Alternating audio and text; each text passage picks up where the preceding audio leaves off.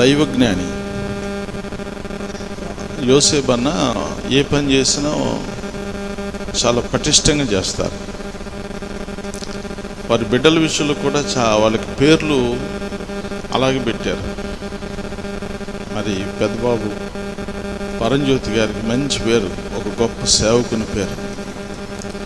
రెండో బాబు జాన్ నాక్స్ గారు అద్భుతమైనటువంటి సేవకుడు. ఆయన చదువు లేదని చాలామంది చెప్పారు, కానీ పొద్దాక చదువుతూనే ఉండేవాడు. ఆయనతో కూడా ఒక బైబిలు, ఒక భక్తుని జీవిత చరిత్ర ఎప్పుడు ఉండేది. బైబిల్ చదివితే బైబిల్ చదివేవాడు, లేకపోతే ఆ భక్తుల చరిత్రలు బాగా చదువుతూ ఉండేవాడు. ఒకవేళ నాక్స్ గారు పుట్టినప్పుడు అయ్యగారు నాక్స్ గారి పుస్తకం చదువుతూ ఉన్నాడేమో. జాన్ నాక్స్ అంటే గొప్ప సేవకుడు కదా.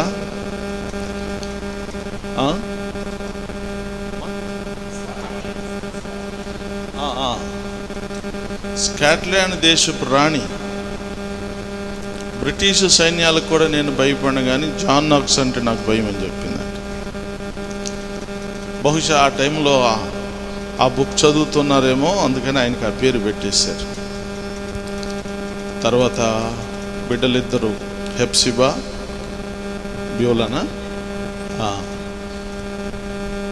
దేవుని చిత్త ప్రకారంగా ప్రతి అడుగు కూడా వాక్యానుసారంగా పటిష్టంగా వేసేటటువంటి దేవుని సేవకులు యోసేపు గారు.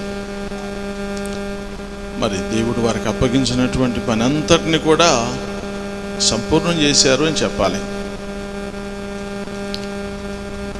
గత 30 సంవత్సరాలు అన్నతో నాకు కొంచెం సంబంధం ఉంది. కారణం జకరియా గారు వాళ్ళ పాప బర్త్డేకి నన్ను పిలిచినప్పుడు నేను కూడా అక్కడికి వచ్చాను. ఆయన ఎవరో తెలీదు, జోసెఫ్ శాస్త్రి గారు కూడా తెలియదు నాకు. అప్పుడు పరిచయం అయ్యాం. తర్వాత ఆయన సేవకులందరూ చెప్పినట్టు నన్ను కూడా బాగా ప్రేమించేవాడు. ఆయనంటే కూడా నాకు చాలా గౌరవం, ప్రేమ. ఎందుకోసమంటే 3 గంటలు వాక్యం చెప్పడం అంటే ఒక గ్లాసు నీళ్ళు తాగినంత కష్టం ఆయనకి. 3 గంటలు వాక్యం చెప్పడం అంటే వినేవాళ్ళు విసుకాలి. భోజనాలు టైం అయిపోతుందని వినేవాళ్ళు విసుకాలి తప్ప, ఊట ఒక ప్రవాహం వదిలిన కొందిని ఉధృతం అవుతూ ఉంటుంది అన్నమాట. అంత గొప్ప వాగ్దాటి ఉంది. పిచ్చి మాటలు కాదు, సింహగర్జన చేస్తూ ఉండేవాడు. మైకులు పగిలిపోతాయో కర్ణబేరు పగిలిపోద్ది అన్నంత భయం వేసేది. అంతటి వాగ్దాటి దేవుడు ఆయనకి ఇచ్చాడు. బహుశా 30 సంవత్సరాల క్రితం ఇదంతా డ్రై ల్యాండ్, ఇప్పుడు ఐలాండ్ లాగా అయింది. కానీ అప్పుడు డ్రై ల్యాండ్, దారులు ఉండేవి కాదు, అన్ని పొదలు.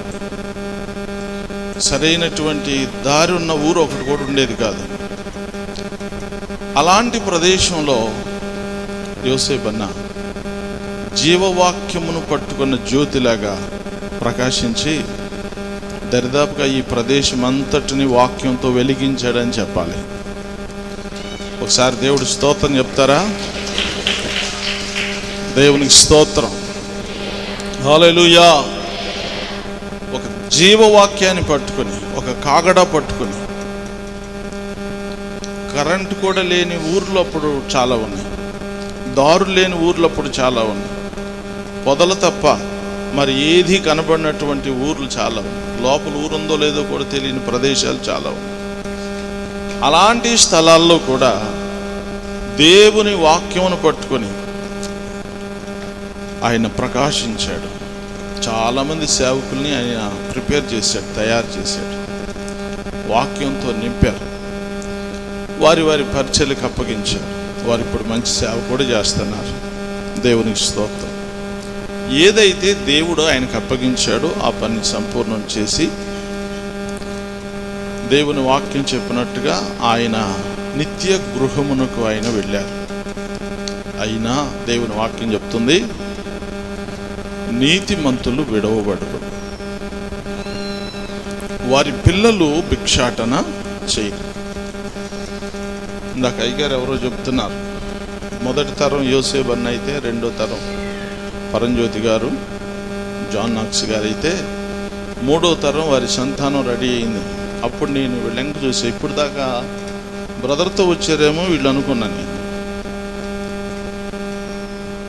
సహజంగా అంటే స్టీవెన్సన్ అయ్య గారు కూడా నాకు తెలుసు, ఆయన వచ్చేటప్పుడు టీం తెచ్చుకుంటారు కదా, అలాగే టీం తెచ్చుకున్నారేమో అనుకున్నా. కాదట అమ్మా. ఓకే, దేవుని స్తోత్రం కలుగునుగా. వారి పిల్లలు తదనంతరం ధన్యులవుతారని దేవుని వాక్యం చెప్పింది. కాబట్టి నీతిమంతుడు ఎప్పుడు విడవబడరు, వారి పిల్లలు ఎప్పుడు భిక్షాటన చెయ్యరు. తదనంతరం వారు ధన్యులవుతారు. ఎందుకోసమంటే దేవుడు నమ్మదగిన వాడు కనుక. దేవునికి ఒకసారి స్తోత్రం చెప్తారా? ఎవరు? దేవుడు. గట్టిగా చెప్పాలి. దేవుడు ఎంత నమ్మదగిన వాడు? దేవుడు ఎంత నమ్మదగిన వాడు? విలాప వాక్యంలో చదువుతాం మనం, ఎంతైనా నీవు ఎంతైనా నమ్మదగిన దేవుడు అని. కాబట్టి నమ్మదగినటువంటి దేవుడు ఇంకా ఉన్నాడు గనుక ఆ నీతిమంతుణ్ణి తన ఇంకా వారి సంతానం పక్షంగా కృప చూపించడం దేవుడు ఆపలేదు. ఇంకా ఈ కృపను దేవుడు అత్యధికంగా విస్తరింపజేస్తాడు. అందుకోసం కూడా మనం దేవుని స్తుతిద్దాం. అలాగే కుటుంబాల కొరకు, అమ్మగారి కొరకు, వారి పరిచర్య కొరకు దేవుని సందులో ప్రార్థన చేద్దాం. చాలామంది గొప్ప గొప్ప సేవకులు గొప్ప గొప్ప సేవ చేసి వారి సేవా జీవితాన్ని ముగించుకుని వెళ్ళిపోయారు. ఆ తర్వాత ఆ సేవ శిథిలమైపోయింది, చిన్నాభిన్నమైపోయింది, మొక్కచెక్కలైపోయింది. కానీ దేవుని సేవకులు మిగిల్చినటువంటి పరిచర్య ఇంకా ఆశీర్వాదకరంగా నడిపించబడుతుంది, కట్టబడుతుంది. అంటే అది దేవుని సేవకుని యొక్క మోకాళ్ళ ప్రార్థన, కన్నీటి ప్రార్థన, ప్రభు మీద ఆనుకుని ఆధారపడి చేసినటువంటి సేవ ఇప్పటికీ ఈ పరిచయం ఇలాగ నిలబెట్టింది. దావీదు చెప్తాడు, నాయనా నేను చేసిందంతా చేశాను బాబు, నీవు ఇంకనూ చేయుదువుగా కట్టాడు. కాబట్టి అన్న ఉన్నప్పుడు జరిగిన సేవ కంటే కూడా మరి మించినటువంటి సేవ చేయటానికి దేవుడు ఆ బిడ్డలకు మరింత ఇవ్వబడిన సమయంలో చాలా క్లుప్తంగా కొన్ని మాటలు గుర్తు చేస్తాను.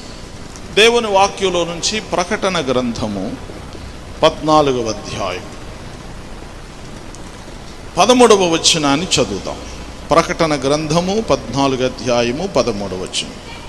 అంతటా ఇప్పటి నుండి ప్రభువునందు మృతినందు మృతులు ధన్యులని వ్రాయుము అని పరలోకము నుండి ఒక స్వరము చెప్పగా వింటిని. నిజమే, వారు తమ ప్రయాసములను మాని విశ్రాంతి పొందుదురు, వారి క్రియలు వారి వెంట పోవును అని ఆత్మ చెప్పుచున్నాడు. చిన్న ప్రార్థన చేద్దాం. మహాపరిశుద్ధుడా, మమ్మలను మిక్కిలిగా ప్రేమించిన మా ప్రియ పరలోకపు తండ్రి, గనుడవైన మా దేవా, నీ పరిశుద్ధమైన పాదాలకు స్తోత్రాలు, వందనాలు. ఈ శ్రేష్టమైన చక్కని సమయాన్ని ప్రభువా మీరు మాకు దయచేశారు. వాతావరణం కొంత అననుకూలంగా ఉన్నా నీ ప్రత్యేకతే అది. అననుకూలతలో అనుకూలతనివ్వటం, విరిచి ఆశీర్వదించటం, నలిపి పరిమళింప చేయటం, చీకటిలో ఆశ్చర్యకరమైన వెలుగును పుట్టించటం మీ ప్రత్యేకత కనుక ప్రభు మీకు వందనాలు, స్తోత్రాలు చెల్లిస్తూ ఉన్నాం. మీ దాసులు జోసెఫ్ శాస్త్రి గారిని బట్టి మీకు వందనాలు. తల్లి గర్భములో పిండముగా రూపించబడక మునిపే నీవు నీ దాసుని ఎన్నుకున్నావు, ఏర్పరుచుకున్నావు, పిలుచుకున్నావు, సేవను అప్పగించావు, జరిగించుకున్నావు. మరలా తిరిగి మహిమ కొరకు ఆహ్వానించుకున్నావు. నీ దాసునితో సెలవిచ్చిన మాట మేము గుర్తు చేసుకున్నాం. ఇశ్రాయేలు, నీవు నా సేవకుడువు, నీలో నన్ను మహిమపరుచుకుంటాను అని చెప్పావు. ప్రభువా, మీ దాసునిలో, ఆయన సేవా జీవితంలో నీవు మహిమపరచబడి ఉన్నందుకు మీకు వందనాలు, స్తోత్రాలు చెల్లిస్తా ఉన్నా. అలాగే మా ప్రభువా, మా తండ్రి, నీ కృపలో దయలో ఈ రోజునైనా మరి మిగిలినటువంటి సంతానం తల్లిగారు ఈ పరిచర్యను జరిగిస్తుండగా నాయన మీరే సహకారిగా ఉండి ఇప్పటి వరకు జరిగించినందుకు వందనాలు నాయనా. దావీదు చెప్పినట్ట, ఇంకనూ నీవు సంపాదించుదువుగాక అని పలికిన పలుకు ఈ బిడ్డల పక్షంగా, పరిచర్య పక్షంగా నెరవేర్చమని మనవి చేస్తూ ఉన్నాం. కృప దయచేసి మహిమ తెచ్చుకోండి. వందనాలు నాయన. ఇదిగో ప్రభు, కొద్దిసేపు మాతో మాట్లాడి మహిమ పొందండి. యేసయ్య పరిశుద్ధ నామములో ప్రార్థన చేసి స్తుతించి వేడుచున్నాము తండ్రి, ఆమేన్. దేవుని స్తోత్రం. ప్రియులారా, దైవ గ్రంథంలో నుండి ప్రకటన గ్రంథము 14వ అధ్యాయము 13వ వచనాన్ని మనం చదువుకున్నాం. ప్రభు అయిన యేసుక్రీస్తు వారు ఈ లోకంలోనికి వచ్చి 33.5 సంవత్సరాలు జీవించి 3.5 సంవత్సరాలు సేవ చేసి ఒక 12 మంది శిష్యులను ప్రత్యేకంగా తన కొరకు ఏర్పాటు చేసుకుని, పరిచర్య కొరకు ఏర్పాటు చేసుకుని, ఏ ఉన్నతమైన ఉద్దేశం కొరకు ప్రభు ఈ లోకంలోనికి వచ్చారో ఆ ఉద్దేశం అంతా నెరవేర్చి ప్రభు వారు ఈ లోకంలో తమ యాత్రను ముగించారు. దేవుని చిత్తం జరిగించారు. చనిపోయారు, సమాధి చేయబడ్డారు, తిరిగి లేచారు. అందరూ చూస్తుండగా ఆరోహణమై వెళ్ళిపోయారు. ఆయన జరిగించిన పరిచర్య ఆ 12 మంది శిష్యులకు అప్పగించారు. ఆ 12 మందిలో ఒకరు పోయినా ఇంకొకరు మరలా భర్తీ చేయబడ్డారు. అందులో ఒక ఆయన యోహాను. యోహాను గారు దేవుని చేత ఒక అద్భుతమైనటువంటి వాగ్దానం పొందినటువంటి వారు. ఏంటి వాగ్దానం అంటే, యోహాను సువార్త 21వ అధ్యాయంలో మనము ఈ చక్కని మాట చదువుతాం. చూడండి ఒకసారి దైవ గ్రంథంలో నుండి యోహాను సువార్త 21వ అధ్యాయము 19వ వచనం చదువుకుందాం. 19వ వచనం, అతడు ఎట్టి మరణము వలన దేవునిని మహిమపరుస్తాడో, ఎట్టి మరణము వలన దేవుని మహిమపరుస్తారు. నీతిమంతుల మరణములో కూడా దేవునికి మహిమ ఉంటుంది. దేవుని బిడ్డలు స్తుతించినప్పుడే దేవునికి మహిమ కాదు. దేవుని బిడ్డలు ఫలించినప్పుడే దేవునికి మహిమ కాదు. దేవుని బిడ్డలు దేవుని కొరకు బహుగా కష్టించి, శ్రమించి, చెమటోడ్చి సేవ చేసినప్పుడు మాత్రమే దేవునికి మహిమ కాదు. దేవుని బిడ్డల యొక్క మరణములో కూడా, వాళ్ళు ఎలాగూ చనిపోయినా ఆ మరణంలో కూడా దేవుడు మహిమను పొందుతూ ఉంటాడు. దేవునికి స్తోత్రం. గ్రహం స్టైన్స్ గారు బిడ్డలు ఎలా పొందారు మరణం? ఆ మరణం దేవునికి మహిమకరమైంది. పేతురు ఎలా మరణం పొందాడు? ఆ మరణం దేవునికి మహిమకరమైంది. కనుక భక్తుల యొక్క మరణములో కూడా దేవునికి మహిమను దేవుడు పొందుతూ ఉంటాడు. యోహాను అలాంటి మహిమ కలిగినటువంటి మరణాన్ని పొందినటువంటి వ్యక్తి. మిగిలిన వారు కాదని చెప్పట్లా. ఆ వ్యక్తిని గురించి ప్రభువు చెప్పాడు కనుక నేను చెప్తున్నా. మిగిలిన వారు పొందిన ప్రతి మరణం, వారు ఏ విధంగా రాళ్లతో కొట్టబడినా, రంపాలతో కోయబడినా, ఆ తలక్రిందులుగా సిలువ వేయబడినా, తారు వేసి కాల్చబడినా, బళ్ళాలతో పొడవబడినా, వారు పొందిన మరణము ద్వారా దేవునికి మహిమ వచ్చింది. అలాంటి మరణము ద్వారా మహిమపరిచిన యోహాను కొంతకాలం పద్మాసు దీవిలో ఉన్నాడు. పద్మాసు దీవిలో ఉన్నప్పుడు ప్రభు ఆయనను మరి పరదైషుకు, మధ్యాకాశానికి, లేకపోతే పరమండలానికి ప్రభు తీసుకుని వెళ్ళాడు. పరవశుడయ్యాడు. పరలోకంలో ఉన్నటువంటి అనేక విషయాలని ప్రభు చూపించి, అనేక విషయాలను ప్రభువారు ఆయన చేత వ్రాయించారు. అందుకోసమంటే ఈ గ్రంథం ప్రపంచానికి, లోకానికి అవసరమని. కాబట్టి ఇది ప్రపంచమంతా తెలియపరచబడాలి, లోకమంతా తెలియపరచబడాలని ఈ గ్రంథాన్ని ఆయన చేత రాయించారు. అందరూ భూలోకంలో ఉన్నటువంటి పరిస్థితులను గూర్చి, భూలోకంలో ఉన్నటువంటి సమస్యలను గూర్చి, భూలోకంలో ఉన్నటువంటి సంగతులను గూర్చి అందరి చేత పరిశుద్ధాత్మ దేవుడు రాయిస్తే, పరలోక సంబంధమైనటువంటి సంగతులను గూర్చి దైవజనుడైన యోహాను చేత దేవుడు రాయించాడు. అప్పుడు ఆయనతో ఒక మాట రాయించిన, ఏంటంటే ఇప్పటి నుండి ప్రభువు నందు ఉండి మృతి నందు మృతులు ధన్యులు. ఎవరు ధన్యులట? గట్టిగా చెప్పాలి. ప్రభువు నందుండి మృతి నందు మృతులు. మరణం అందరికీ వస్తుంది. మరణము లేని మనుషుడు ఎవరైనా ఉన్నారా? ఏమండి, మాకు ఒక్క సెంటు భూమి లేదండి అన్నవాళ్ళు ఉన్నారు. ఎకరం పొలం లేదండి అన్నవాళ్ళు ఉన్నారు. చదువు లేదండి అన్నవాళ్ళు ఉన్నారు. సొంత ఇల్లు లేదండి అన్నవాళ్ళు ఉన్నారు. కానీ నాకు చావు లేదండి అన్నవాడు ఎవడన్నా ఉన్నాడా?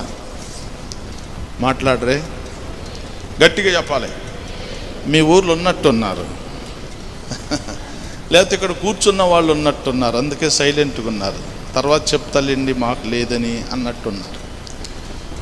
లేకపోతే చెప్పండి, ఉంటే చేతులు ఎత్తండి, మీకు ఇప్పుడు సన్మానం చేపిస్తా అందరి చేత. స్తోత్రం. నాకు చావు లేదన్న వాళ్ళు ఎవరైనా ఉన్నారా? అకాలంగానో సకాలంగానో, ప్రభువులో ఉండో ప్రభువును లేకో ప్రతి మనిషి ఖచ్చితంగా చచ్చిపోతాడు. అందుకోసమే ఒక ఊరికి పోస్ట్ ఆఫీస్ ఉండకపోద్దేమో, ప్రభుత్వ ఆసుపత్రి ఉండకపోద్దేమో, కానీ ఖచ్చితంగా శ్మశానం ఉంటుంది. ఊరు ఉందంటే దాని పక్కనే ఉంటుంది. ఎందుకని? ఇక్కడోళ్ళందరూ మళ్ళీ అక్కడికి వెళ్ళాలి, ఇక్కడోళ్ళందరూ ఎక్కడికి వెళ్ళాలి? దీనికి దానికి అటాచ్ ఉంటుంది అన్నమాట. అటాచ్ బాత్రూమ్ ఉంటే, బెడ్రూమ్ ఉంటే దాని పక్కనే బాత్రూమ్ ఉన్నట్టు అటాచ్డ్ ఉంటుంది అన్నమాట. ఊరుంటే దాని పక్కనే ఉంటుంది, ఒళ్ళకాడు ఉంటుంది. పుట్టాడు అంటే వీడు ఖచ్చితంగా చచ్చిపోతాడు. మరణం అందరికీ వస్తుంది. అయితే దేవుని వాక్యం చెప్పే మాట ఏంటంటే, వారు క్రీస్తునందుండి మృతి పొందితే ఆ మృతి ధన్యకరమైనది. చాలామంది చచ్చిపోతున్నారు. ఒక తండ్రి కొడుకు ఇద్దరు శ్మశానంలోకి వెళ్ళారంట. ఎందుకు వెళ్ళారంటే, పాపం అప్పుడప్పుడు సమాధులు పండగలు జరుగుతాయి, సమాధులకు కూడా పండగలు చేస్తారు. సున్నం కొడదామనో లేకపోతే చుట్టూ ఉన్న కంప పీకుదామనో ఏదో చేద్దామని వెళ్ళారు. అక్కడికి వెళితే తండ్రి ఏమో ఆ పని చేసుకుంటున్నాడు, కొడుకేమో అన్నీ తిరిగి వస్తున్నాడు. తిరిగి తిరిగి తిరిగి తిరిగి వచ్చి అన్నాడు, నాన్నగారు అందరి సమాధులు చూసి వచ్చాను, ప్రభువునందు మృతునందు మృతులు ధన్యులని రాశారు, మరి ప్రభువు లేకుండా చచ్చిపోయిన వాళ్ళు ఎక్కడున్నారు అని అడిగాడంట. ఆడు సారా తాగి తాగి తాగి చచ్చినాడికి పైన ఏమని రాస్తారు? తిరిగి తిరిగి తిరిగి ఏడ్స్ వచ్చి వచ్చినాడికి ఏమి రాస్తారు? ప్రభునందు మృతేనది. మారు మనసుందా? పాపక్షమాపణ నిమిత్తం బాప్తీసం ఉందా? ప్రభు బల్లారాధనలో పాలు పరుపులు ఉన్నాయా? ప్రభు అప్పగించినటువంటి పరిచర్య ఏమన్నా చేసాడా? దేవునితో ఉన్నాడా? సహవాసంతో ఉన్నాడా? సేవకులతో ఉన్నాడా? దైవ సంబంధమైనటువంటి పని ఏదైనా తన జీవితంలో తన పనిగా భావించి గుర్తించి గ్రహించి చేశాడంటే ఏమీ చేయలా. వాడి ఇష్టానుసారంగా తిన్నాడు, తిరిగాడు, చివరికి చచ్చిపోయాడు. వాడి సమాధి రాయి మీద కూడా ఏం రాశారు చెప్పండి? ఏం చెప్పాలో ఆ నాన్నకు కూడా అర్థం కాల. అప్పుడు అర్థమైంది, అవును, ప్రభువు నందుండి చనిపోవటం, ప్రభువు లేకోకుండా చనిపోవటం రెండూ జరుగుతున్నాయి అని. ప్రియమైన దేవుని బిడ్డలారా, నీవు సంఘంలో ఉండి చచ్చిపోయినా, లేకపోతే సహకారుల్లో ఉండి చచ్చిపోయినా, లేకపోతే నువ్వు ఏ విధంగా వైర్లో ఉండో, లేకపోతే ఇంకా రకరకాలైనటువంటి పరిచర్యలను చచ్చిపోయినా నీకు నష్టమే. కానీ వాటితో కూడా క్రీస్తులో ఉండాలి. నీ చావుకు ముందు నీవు ఎక్కడ ఉండాలి చెప్పండి? క్రీస్తులో ఉండాలి. నీ మరణం ఒక ధన్యకరమైనదిలాగా ఉండాలి అంటే, నీ మరణం ఒక ఆరోగ్యకరమైనదిగా, ఆశీర్వాదకరమైనదిగా ఉండాలంటే, నీవు ధన్యుడివి, ధన్యురాలుగా ఎంచబడాలంటే ప్రభువు నందుండి మృతి నొందితే అది ధన్యత. దేవునికి స్తోత్రం. ఏంటి ఈ ధన్యత అంటే, ఇంక నేను ఎక్కువ విస్తరించను. 3 విషయాలు కొద్దిగా సబ్ హెడ్డింగ్ లాగా చెప్తాను, తర్వాత మీరు ఇంటికి వెళ్ళాక ధ్యానించండి. ఏంటి ఈ ధన్యత? క్రీస్తులో ఉండి చనిపోతే ధన్యత ఏంటి? క్రీస్తు లేకుండా చనిపోతే, క్రీస్తులో లేకుండా చనిపోతే కలిగేటటువంటి దౌర్భాగ్యత ఏంటో మనకు తెలుసు. అయినా క్రీస్తులో ఉన్నటువంటి ధన్యతను గురించి నేను ఒక మాట చెప్తా. 116వ కీర్తన, కీర్తనల గ్రంథం 116వ కీర్తన 15వ వచనం ఒకసారి చదివి సహాయం చేయండి. బైబిల్లో ఉన్న వాళ్ళు ఉంటే త్వరగా తీసి చదవండి. యెహోవా భక్తుల మరణము, యెహోవా భక్తుల మరణము ఆయన దృష్టికి విలువ గలది. ఒకసారి దేవుడి స్తోత్రం చెప్పండి. యెహోవా భక్తుల మరణం ఆయన దృష్టికి విలువ గలది. ఏంటి విలువ గలది? గట్టిగా చెప్పాలి ఒకసారి. మొన్న ఈ మధ్యన ఒక తల్లిగారు చనిపోయారు మా సంఘంలో. చాలా యోగ్యురాలు, పేదరాలు. పెద్దగా ఎవరు అక్కడికి రాలా, కొద్దిమంది వచ్చారు. అది చూసి ఒక మంచి విశ్వాసి, అయ్యా రేపు మా కులాన్ని విడిచిపెట్టి, మా మతాన్ని విడిచిపెట్టి, మా బంధువుని విడిచిపెట్టి నేను కూడా ప్రార్థనకు వస్తున్నాను, రేపు నా పరిస్థితి కూడా ఇంతేనా అన్నాడు. రేపు నా పరిస్థితి కూడా ఇంతేనా? మా కులస్తులు ఎవరు రాలా, మా మతస్థులు ఎవరు రాలా, మా గ్రామస్తులు ఎవరు రాలా? అలా అనుకుంటే సంఘస్థులు కూడా పెద్దగా రాలా, ఎందుకంటే ఆయన పేదవాడని. రేపు నా పరిస్థితి కూడా ఇంతేననే డౌట్ వచ్చింది ఆయనకి. నేను అన్నాను, లాజర్కి ఎవరు వచ్చారయ్యా? లాజర్కి ఎవరు వచ్చారు? ఊరోళ్ళు వచ్చారా? మాట్లాడరే అమ్మా. మినిస్టర్కి రాలా దేవదూతలు, లాజర్కి వచ్చారు. సీఎంఓ పిఎంఓ చచ్చిపోతే రాలా దేవదూతలు, ఎవరు వచ్చారు? ఊరోళ్ళందరూ వస్తారు లోకస్తులకి. దేవుని బిడ్డ, నీవు చనిపోతే దేవదూతలే వస్తారు. దేవునికి స్తోత్రం చెప్పండి. ఇంకా కావాలా? వీళ్ళందరూ చెప్పన్నా. దేవదూతలే వచ్చి నిన్ను తీసుకుని వెళ్ళే ఆ మహద్భాగ్యం కంటే ఈ మనుషులందరూ, ఊరోళ్ళందరూ రావటం ఏమైనా గొప్ప సంగతా? ధనవంతుడు చచ్చిపోయాడు, చాలామంది వచ్చి ఉంటారు. దరిద్రుడు చచ్చిపోయాడు, ఎవరు పట్టించుకోవాలా? కానీ ఎవరు వచ్చారు చెప్పండి? దేవదూతలు వచ్చి అబ్రహాము రొమ్మున ఆనుకొనుటకు కొనిపోబడ్డారట. దేవునికి స్తోత్రం కలుగునుగాక. కారణం ఏంటి?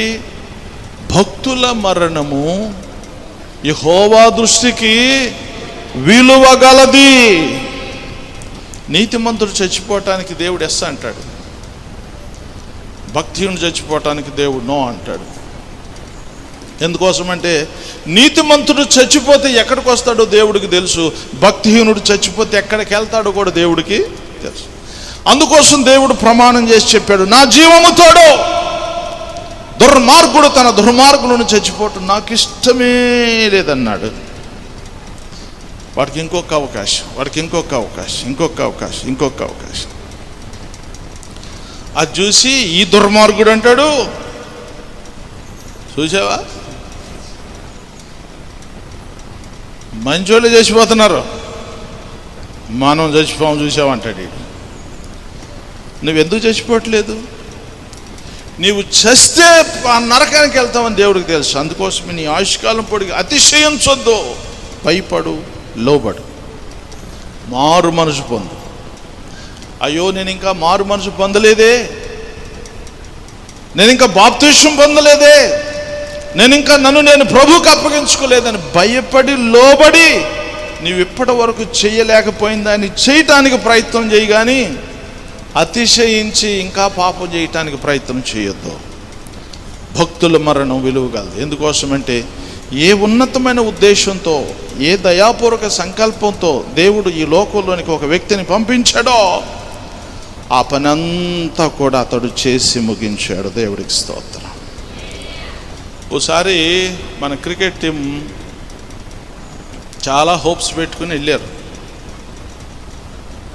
లీగులో కూడా రాకుండా వెనక్కి తిరిగి వచ్చారు. మీకు తెలుసు, వాళ్ళ ఇళ్ళ చుట్టూ పోలీసులను పెట్టారు. వాళ్ళని పగలు తీసుకురాలి, రాత్రులు తీసుకొచ్చారు ఇళ్ళకి. కారణం ఏంటో తెలుసా? వీళ్ళు వెళ్ళిన పని చేసుకురాలా, భారతదేశం అంతా హోప్ పెట్టుకుంది తెస్తారని. కానీ వీళ్ళు ఏం చేశారు? ఓడిపోయి వచ్చారు. అందుకోసం వీళ్ళు రాకముందు ఇళ్ళ చుట్టూ పోలీసులు పహారా పెట్టారు, వీళ్ళనేమో అర్ధరాత్రి తీసుకొచ్చి సైలెంట్గా ఇంట్లో దోశారు దొడ్డిదారిలో గుండా. ఒకవేళ వాళ్ళే ప్రపంచ కప్పు గెలుచుకొస్తే అలా తెస్తారా? చెప్పండి ఒకసారి. మన ఈ మధ్యన పివి సింధు గారు ఎక్కడికో వెళ్ళి ఒక చిన్న కప్పు తెచ్చింది కదా. ఏం కప్పు అది? స్వర్ణం అండి. మరి ఎట్ట తీసుకొచ్చారు? ఎలా తీసుకొచ్చారు? రాత్రి తీసుకొచ్చారా, పగలు తీసుకొచ్చారా? పోలీసుల మధ్యలో తీసుకొచ్చారా, ప్రజల సందోహం మధ్యలో తీసుకొచ్చారా? కారణం ఏంటంటే వెళ్ళింది ఏదో కాస్తో కోస్తో పని చేసుకొచ్చింది అని.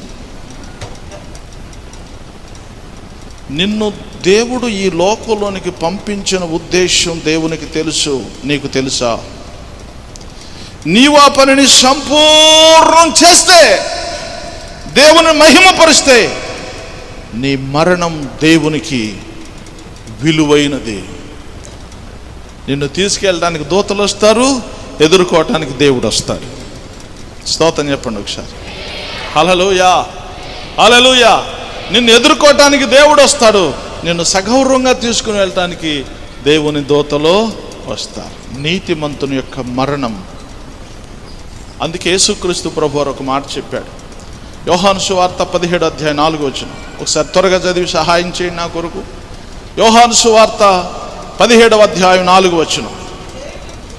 చేయుటకు చదవమ్మా. చేయుటకు నీవు నాకిచ్చిన పని సంపూర్ణముగా నెరవేర్చి భూమి మీద నిన్ను మహిమపరచను. దేవునికి స్తోత్రం చెప్పండి ఒకసారి. ఏం చేశాడంట? చేయుటకు నీవు నా చేతికిచ్చిన పని సంపూర్ణంగా చేశాక ఏమీ మిగల. నేను యేసుక్రీస్తు ప్రభు దగ్గర ఒక విషయాన్ని గమనించాను. మీరు ఒకసారి లూకాసు వార్తలు చదివితే ప్రభువారు టైం పాస్ చేసిన ఒక సందర్భం ఉంది. కాలక్షేపం చేసిన కాలం గడిపాడట. కాలం ఎంత విలువైందో ప్రభువుకి తెలుసు. అందుకోసం ఆయన ఈ లోకంలోకి వచ్చిన తర్వాత సేవను ప్రారంభించిన తర్వాత ఆయన తినలేదు, తినలేదు, ఆయన నిద్రపోలేదు, నిద్రపోనీయలేదు. అవునా? 5 రొట్టెలు 2 చిన్న చేపలు అందరికి పంచిపెట్టిన తర్వాత శిష్యులు అనుకున్నారు, బ్రదరు ఏమైనా ఉంటాయా మనకు అనుకున్నారు. ఉండటమేంటి, 12 గంపలు ఉన్నాయి. ఒక్కొక్కడికి విందులో ఇలాగ జరుగుద్దిగా. ఉంటే ఆఖరికి బకెట్లు మిగులుద్ది, లేకపోతే సాంబారు కూడా నీళ్లు పోసుకు తాగాల్సి వస్తుంది. 12 గంపలు మిగిలిని ప్రశాంతంగా తిందాం అనుకున్నారు. ఈ లోపు ప్రభు అన్నాడు, మీరందరూ ఉన్నటువంటి బెత్సైదాకు వెళ్ళండి అని బలవంతం చేసి ధోనిలోనికి ఎక్కించి ఒక తోపు దోసి ఆయన కొండకి వెళ్ళాడు. అంత విలువైనది సమయం ప్రభువుకి తెలుసు. పగలు ఉన్నంతకాలమే నన్ను పంపిన వాని క్రియ నేను చేస్తా. రాత్రి వస్తుంది, ఎవడేం చేయలేడు. కాబట్టి నేను ఈ లోకంలో ఉన్నప్పుడు లోకమునకు వెలుగును, నేను చేయవలసిన పని చేయాలి అని వాళ్ళను తొందర పెట్టాడు. ఆయన తొందరపడ్డాడు. రాత్రి పగలు ఏకంగా పనిచేశాడు. రాత్రి అంతా ప్రార్థన అయితే పగలంతా నిద్రపోయే కాస్త అలసట తీర్చుకునేవాడు. ప్రభువుకి అది కూడా లేదు. కానీ 21:37 చదువుతారా? లూకాసు వార్త 21:37. ఆయన ప్రతిదినము పగటి యందు దేవాలయములో బోధించుచు రాత్రివేళ ఒలీవ కొండకు వెళ్ళుచు కాలము గడుపుచు ఉండెను అని ఉంది. అంటే అర్థం ఏంటి? ఆయన వచ్చిన పని అయిపోయింది, ఇంకొక పని ఉంది. ఏ పని ఉంది? అసలైన పని. ఆయన సిలువ వేయబడవలసిన పని, అన్యాయపు తీర్పు పొందవలసిన పని, వారి చేత హింసించబడవలసిన పని, పిడుగుద్దులు తినవలసిన పని, గడ్డపు వెంట్రుకలు పెరిగివేయవలసిన పని, 3 మేకులతో యేసుక్రీస్తు ప్రభువారు సులువు మీద వేలాడాల్సిన పని, ఈ లోకానికి రక్షణ భాగ్యం ప్రసాదించాల్సినటువంటి పని, ఒక అమూల్యమైనటువంటి పని ఇంకా మిగిలింది. ఆయన వచ్చినటువంటి పని అయితే అయిపోయింది. ఎందుకు వచ్చాడు ఆయన? చెప్పాడు కదా, ప్రభు యెహోవా ఆత్మ నా మీద ఉంది, పేదలకు సువార్త ప్రకటించడానికి, నలిగిన వారిని దృఢపరచడానికి, చెరలో ఉన్న వారికి విడుదల, రోగులకు స్వస్థత, చనిపోయిన వారికి బ్రతికివ్వటానికి వచ్చాడు. అది అయిపోయింది. అసలైన కార్యక్రమం కొరకు కొంచెం టైం ఉంటే ప్రభువారు కాలము గడుపుతున్నాడు అని ఉంది. దేవుని స్తోత్రం. దాని కొరకు ఏం చేస్తున్నాడు చెప్పండి? కాలము గడుపుతున్నాడు. అందుకోసమే 17వ వచనంలో 17వ అధ్యాయం చెప్పాడు, చేయటానికి నీవు నా చేతికిచ్చిన పనంతా నేను సంపూర్ణం చేసి తండ్రి భూమి మీద నిన్ను మహిమపరచను. దేవునికి స్తోత్రం చెప్పండి ఒకసారి. దేవునిని మహిమపరచాలి. ఎలా మహిమపరచాలి? నీవు ఏమి చేయాలో నీకు ఒక పని అప్పగించాడు దేవుడు. ఈ లోకంలో పని లేకోకుండా ఎవరిని పుట్టించాల. 16వ అధ్యాయంలో సామెతల గ్రంథంలో ఒక మాట ఉంది, ప్రతి వస్తువు దాని పని కోసమే సిద్ధం చేయబడిందట. నీకు ఒక పని ఉంది, ఆ పని నువ్వు గుర్తించట్లా. ఎంతసేపు నీ ఇల్లు, నీ వాకిలి, నీ పొలం, నీ పిల్లలు, నీ సంబంధం చూసుకున్నావు, కానీ నా వలన దేవుని పని ఏంటి అని గ్రహించట్లేదు. అది గ్రహించాల్సిన అవసరం ఎంతైనా ఉంది. ఆ పని చెయ్యాలి. దేవుడికి స్తోత్రం చెప్పండి ఒకసారి. హల్లెలూయా. నీవు ఎప్పుడైతే ఈ భూమి మీద నీకు అప్పగించబడిన పనిని ముగించావో అప్పుడు దేవుడు నిన్ను తన నిత్య మహిమలోనికి ఆహ్వానిస్తాడు. అది మహిమకరమైనటువంటి ఆహ్వానం. అలాగూ నీవు దేవుని యొద్దకు వెళ్ళటం ఆయన దృష్టికి మిగుల విలువగలది. మిగుల విలువగలది. ప్రియులరా, ఈ లోకంలోనికి వచ్చిన మనలో ప్రతి ఒక్కరూ మనకు అప్పగించబడిన పని సంపూర్ణం చేసి ప్రభు దగ్గరికి వెళ్ళాలి. అది విలువైనటువంటి మరణం. దానిని విలువగా దేవుడు ఎంచుతాడు. రెండో మాట కూడా నేను జ్ఞాపకం చేస్తాను ఉన్న సమయాన్ని బట్టి. దైవ గ్రంథంలో, ప్రకటన గ్రంథంలో మనం చదివాం 14-13 వచనంలో ఏం చదివాం?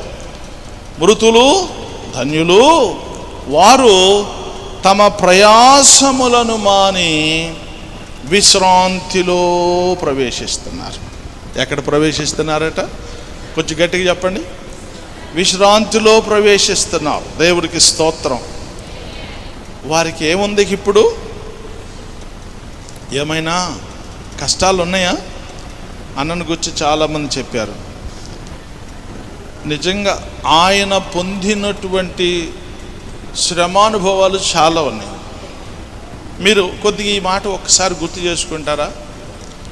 ఎందుకండి నీతిమంతుడికి, పరిశుద్ధుడైతే, ప్రార్థనాపరుడైతే, భక్తి కలిగినోడైతే, ఆత్మల సంపాదకుడైతే ఆయనకి ఎందుకు వస్తే శ్రమలు అనేవాళ్ళు చాలామంది ఉన్నారు. ఓ ప్రార్థనాపరుడికి కష్టం వస్తే, ప్రార్థనాపరుడైతే ఎందుకండి కష్టం, ఎందుకు వస్తుందండి అనేవాళ్ళు కూడా చాలామంది ఉన్నారు. ఆయన ప్రార్థన ఖచ్చితమైనదైతే, పటిష్టమైనదైతే, బలమైనదైతే ఆయనకి ఎందుకు వస్తుంది అనేవాళ్ళు కూడా లేరా లోకంలో? ప్రియమైన దేవుని బిడ్డలారా, మీకు తెలుసా, భక్తులకే, విశ్వాసము కలిగిన వారికే, ప్రార్థనా పరులకే వారి స్థాయికి తగినట్టుగా వారికి పరీక్షలు వస్తాయి. యోబున్నాడు భక్తుడా, భక్తిహీనుడా? ఒకసారి చెప్పండి. ప్రభువు సాక్ష్యం చెప్పాడు ఆయన గురించి, నా సేవకుడు అని. మరి యోబుకు వచ్చిందా శ్రమ? యోబుకు వచ్చిన శ్రమ లాంటి శ్రమ నీవెరిగిన తర్వాత బైబిల్ గ్రంథంలో కానీ, బయట బాహ్య ప్రపంచంలో కానీ ఏ ఒక్కరైనా పొందారా అంటే మన నోటీసులోకి రాలింతవరకు. అంత శ్రమ పొందాడు. ఇంకేమన్నా ఏమీ లేదు, ఆ భార్య తప్పేకేమీ లేదు.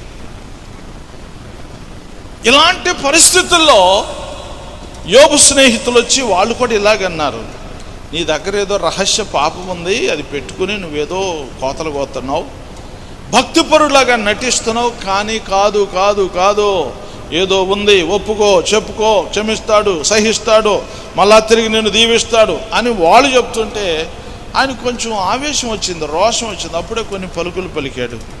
అది పలికినందుకు కూడా దేవుడు అన్నాడు, యోబును మళ్ళీ మీకే అప్పగిస్తున్నాను, తొదమట్టుకు ఆయన్ని శోధించండి, ఇంకా లోపల ఏమైనా ఉందని బయటికి తీయండి అన్నాడు. చివరికి ఆయన చెప్పిన స్టేట్మెంట్ ఏంటో తెలుసా? నా సేవకుడైన యోబు పలికినట్టుగా యుక్తముగా మీరు పలకలేదు. నా సేవకుడైన యోబు ప్రార్థన చేస్తే యోబు మాటని మిమ్మల్ని క్షమిస్తాను, కానీ లేకపోతే మిమ్మల్ని చంపేస్తాను. మీకు తెలుసు యోబుకు ఇంత శ్రమ రావటానికి కారణం ఏంటంటే యోబు భక్తి అంత గొప్పది. యోబు సమర్పణ ప్రతిష్ట అంత గొప్పది. అందుకోసమే అంత గొప్ప శ్రమను యోబు మీదకి రావడానికి దేవుడు సెలవిచ్చాడు. ఒకసారి గట్టిగా స్తోత్రం చెల్లిద్దాం. యోబు స్నేహితులదేమో ఎల్కేజీ కేజీలది భక్తి, యోబుదేమో పీజీది. మరి ఆయనకి ఎంత పరీక్ష పెట్టాలి? ఎంత చదువుకు అంత పరీక్ష ఉంటుంది కదా. ప్రియమైన దేవుని బిడ్డలారా, ఆ దినాల్లో దేవుని సేవకులు యోసేపు గారు మంచి దైవజనుడు. ఒక 25-30 సంవత్సరాలు అనుకుంటా. అన్న దాసుల్లో పడివేనా? అన్న దాసుడు పడివేనా? ఓకే, మేము ఒకసారి కలిసినట్టు నన్ను మర్చిపోయాను. నేను మిమ్మల్ని గుర్తుపట్టలేకపోయాను. అప్పుడు అన్న చక్కగా బాగుండేవాడు. ఇప్పుడు బాగలేదని కాదు, వయసు ఆడి ఎవడండాడు చెప్పండి ఒకసారి, గట్టిగా చెప్పండి అమ్మా. మీరు మంచివాళ్ళు. ఆడి పేరు ఎత్తడానికి కూడా ఇష్టపడలేదు అనుకుంటా. అవునా? సంతోషం. మరి వాడికి మంట పెడతంటే ఆడు ఊరుకుంటాడా? ఊరుకోడుగా. వాడు పెట్టాల్సిన మంట వాడు పెట్టాడు. ఒక ప్రక్కన అద్భుతమైనటువంటి బలమైన సేవ ఈ డ్రై ల్యాండ్లో దేవుని సేవకులు జరిగిస్తుంటే, నా సింహాసనాన్ని పాడు చేస్తున్నాడు, నా రాజ్యాన్ని పాడు చేస్తున్నాడని వాడు కూడా చాలా ప్రయత్నాలు చేశాడు. కుటుంబంలో చేశాడు, బిడ్డల మీద చేశాడు, సేవలో చేశాడు, ఆయన ఆరోగ్యం మీద చేశాడు. ప్రమాదాలు, ఆయనకి యాక్సిడెంట్లు కూడా జరిగినాయి. అయ్యా 2 కాళ్ళు ఇరిగిపోయినాయి. ఆయన చచ్చిపోయేదాకా రోషం విడిచిపెట్టలా. నా మట్టుకైతే బ్రతుకుట క్రీస్తు, చావైతే ఇక తిరిగేలేదు. దేవుని స్తోత్రం. నా మట్టుకైతే బ్రతుకుట క్రీస్తు, చావైతే లాభం. ఎప్పుడు భయపడిన మనిషి కాదు. ఎన్ని కష్టాలు వచ్చినా, ఎన్ని శ్రమలు వచ్చినా, ఎన్ని పరిశోధనలు వచ్చినా, అటు దేవుడు పరీక్షించవచ్చు, ఇటు సైతానుడు శోధించవచ్చు. ఏమి జరిగినా సరే అదే విశ్వాసంతో తన జీవితాన్ని కొనసాగించాడు. దేవునికి మహిమ కలుగును గాక. గట్టిగా చెప్పండి ఒకసారి. ఇప్పుడున్నాయా?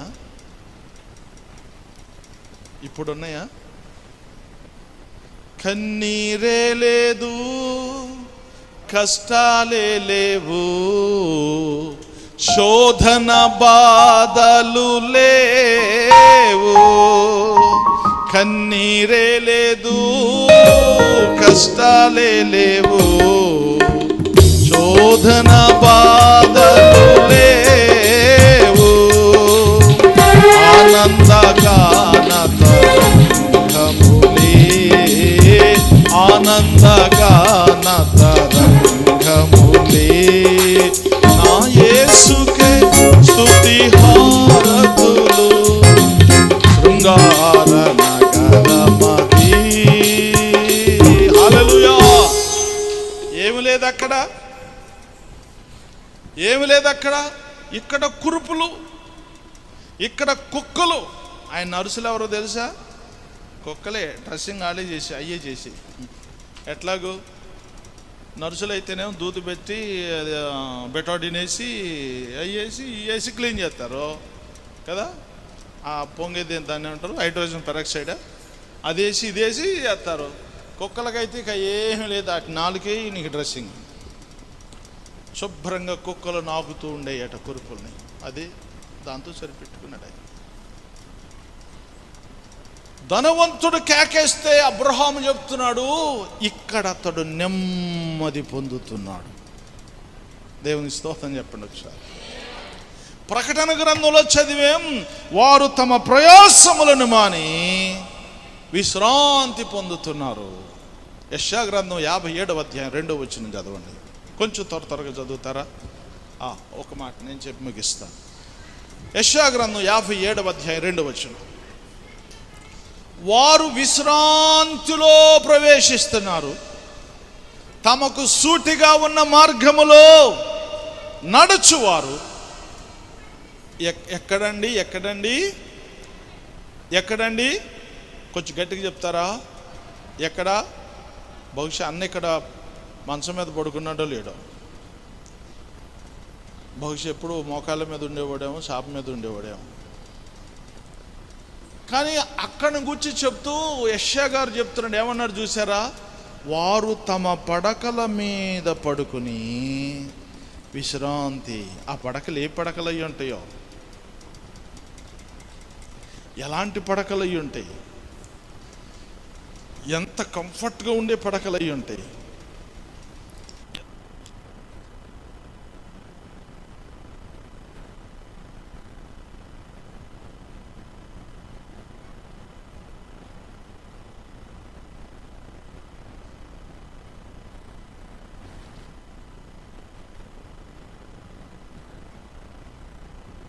అటువంటి వారు ఇలాగూ పైనుంచి కిందకి, కింద నుంచి పైకి అందరూ వెళితే అక్కడ సదాకాలం మనం ప్రభువుతో కూడా ఉంటాం. దేవునికి ఒకసారి స్తోత్రం చెప్పండి. హల్లెలూయా. జయించిన వారితో ఓకే ఏమవుదునో నేనేమవుదునో, ఏమవుదునో నేనేమవుదునో, ఏమవుదునో నేనేమవుదునో, ఏమవుదునో నేనేమవుదునో, ఎవరు సమీపించలేని తేజస్సులో నివసించు నా యేసయ్యా.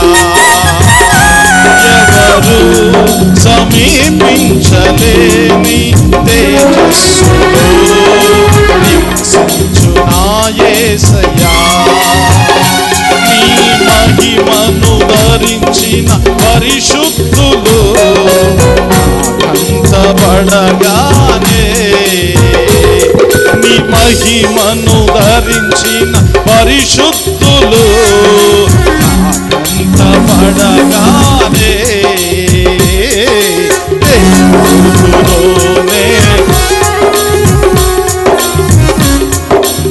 అందరూ పాడతారు ఒకసారి. ఏమవుదునో నేనేమవుదునో, ఏమవుదునో జయించిన వారితో కలసి నీ సింహాసనమునే చేరగా, జయించిన వారితో నీ సింహాసనమునే చేరగా,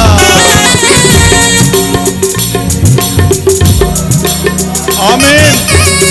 ఎవరికి తెలియని ఓ క్రొత్త పేరుతో మహిమలో నన్ను పిలచే ఆ శుభవేళ, ఏమవుదునో నేనేమవుదునో, ఏమవుదునో. హల్లెలూయా హల్లెలూయా హల్లెలూయా హల్లెలూయా. ప్రైజ్ ది లార్డ్ చెప్పండి అందరూ ఒకసారి గట్టిగా స్తోత్రం చెప్తారా? కొంచెం గట్టిగా చెప్తారా? హల్లెలూయా. ప్రియమైన దేవుని బిడ్డలారా గమనించండి, పరలోకం నుంచి ప్రభువు దిగొస్తాడు. ఇంతకు ముద్దే ప్రభు సన్నిధిలోనికి వెళ్ళినటువంటి వారు ఉన్నారే. నిద్రించిన వారి కంటే ముందుగా ఆయన సన్నిధికి చేరము గాని ఆర్భాటముతో ప్రధాన దూత శబ్దంతో దేవుని బోరతో పరలోకం నుండి ప్రభువు దిగి వచ్చినప్పుడు క్రీస్తునందుండి మృతి నొందు మృతులు మొదట లేస్తారు. మీరెక్కుతారా తొందరగా ఫ్లైట్? అయ్యగారు ఎక్కుతారా? చెప్పండి గట్టిగా. మనకంటే ముందే ఈ లోకాన్ని విడిచిపెట్టారు, దేవుని దగ్గరికి వెళ్ళారు. మళ్ళా ప్రభువుని ఎదుర్కోవటానికి కూడా మనకంటే ముందే ఎక్కుతారు ఆయన. దేవునికి స్తోత్రం. ఆ మీదట సజీవులమైనటువంటి మనము వారితో కూడా ప్రభువుని ఎదుర్కొనుటకు ఆకాశ మండలమునకు మేఘం అనేటటువంటి వాహనాన్ని ఎక్కుతాం. దేవునికి స్తోత్రం. ఆయన అక్కడి నుంచి కిందకు వస్తాడు, మనం ఇక్కడి నుంచి పైకి వెళ్తాం. అక్కడ సదాకాలం ప్రభువుతో కూడా మనం, ఇది శుభప్రదమైన నిరీక్షణ. ప్రియమైన దేవుని బిడ్డలారా, దేవుని సేవకులు దేవుని చేత పంపబడ్డారు. ఒక పనిని దేవుడు ఆయనకి నియమించాడు, దానిని సంపూర్ణం చేసేశారు. ప్రభు యొక్క ఆహ్వానాన్ని తీసుకున్నారు. తిరిగి రమ్మనగానే మళ్ళా ప్రభు దగ్గరికి వెళ్ళిపోయారు. అయితే ఒక నిరీక్షణ అంతం కాలేదు. మరొకసారి ఆయన మనం కలుసుకునే అద్భుతమైన సమయం ఉంది. నీవు ఆయన కలుసుకోవటానికి, ఆయన అంటే ముందు యేసయ్యని కలుసుకోవాలి, తర్వాత అయ్యగారిని కలుసుకోవాలి. అర్థమైందా? ఆయన కలుసుకోవాలి, అయ్యగారిని కూడా కలుసుకోవాలి. కలుసుకుని ఫెనికాస్బ్రీ అని ఒక ఆమె ఉంది, 2 నిమిషాలే. ఆమె ఒక చక్కని పాట పాడింది, ఇంగ్లీష్లో ఉంటుంది ఆ పాట. ఆ పాటలో అర్థం ఏంటంటే, ఆమె అందురాలు, 8,000 పాటలు రాసింది. ఆ పాట ఒక పాట అందుట్లో. ఆ పాటకు అర్థం ఏంటంటే, నేను ఏదో ఒక రోజున పరలోకానికి వెళ్ళిపోతా. పరలోకానికి వెళ్ళిపోయినప్పుడు ఎవరైనా ఒక్కరు నాకు ఎదురుగా వచ్చి, అమ్మా నేను ఈ మహిమకరమైన స్థలంలోనికి రావటానికి కారణం నీవే, నీవు చెప్పిన సువార్త విని నేను రక్షణ పొంది చనిపోయి ఇదిగో ఈ పరలోకంలోనికి వచ్చాను, నీవే సువార్త చెప్పి ఉండకపోతే నాకు ఈ భాగ్యం దొరికేది కాదు, నన్ను ఇంత భాగ్యంలోనికి తెచ్చింది నీవేనమ్మా అని ఒక్కరంటే చాలు, నా బతుకే ధన్యం అయిపోయినట్టు అంది. అలాగనుకుంటే యోసేపయ్య గారిని ఎంతమంది అంటారు, ఎన్ని వందల మంది అంటారో కదా. ఆ గుంపులో నీవు కూడా ఉన్నావు. ఆ వరుసలో చెప్పాలి ఒకసారి, ఆ వరుసలో నీవు కూడా ఉండాలి. దైవజనుడా నీ సువార్త విని, దైవజనుడా నీ నడిపింపులో ఉండి, దైవజనుడా నీ ప్రార్థనా జీవితం ద్వారా, దైవజనుడా నీ ప్రోత్సాహం ద్వారా నేను రక్షించబడ్డాను, ఈ మహిమలోనికి వచ్చాను, నన్నింత మహిమలోనికి తెచ్చింది నీ పరిచర్య దైవజనుడా అంటే ఎంతకంటే ధన్యత ఏమైనా ఉంటుందో చెప్పండి. ఎంత సేవ ఆయన చేసి చివరికి నువ్వు నరకంలో వెళ్ళి కూర్చుంటే ఆయనకి ఏమన్నా సంతోషమో చెప్పండి. కనుక ఈ పరిచర్యలో ఉండి ఇంకా ఎవరైనా రక్షణ పొందకపోతే, ఆయన కోసం ఏదో ఏడిస్తే, కన్నీరు గారిస్తే నీ ఆత్మ రక్షించబడదు, ఆయనకు బహుమానం రాదు. నీవు మారు మనసు పొందితే, రక్షణ పొందితే నీ ఆత్మ రక్షించబడుద్ది, నీ సేవకునికి బహుమానం అత్యధికం అవుతుంది. కాబట్టి ప్రేమతో నేను ఈరోజు మీ అందరికీ మనవి చేస్తున్నాను, ఇంకా మీలో ఎవరైనా రక్షించబడకపోతే, మారు మనసు పొందకపోతే, ఈరోజైనా సరే మీ హృదయాలను ప్రభువుకి ఇవ్వండి. దైవజనుని యొక్క పరిచర్యకు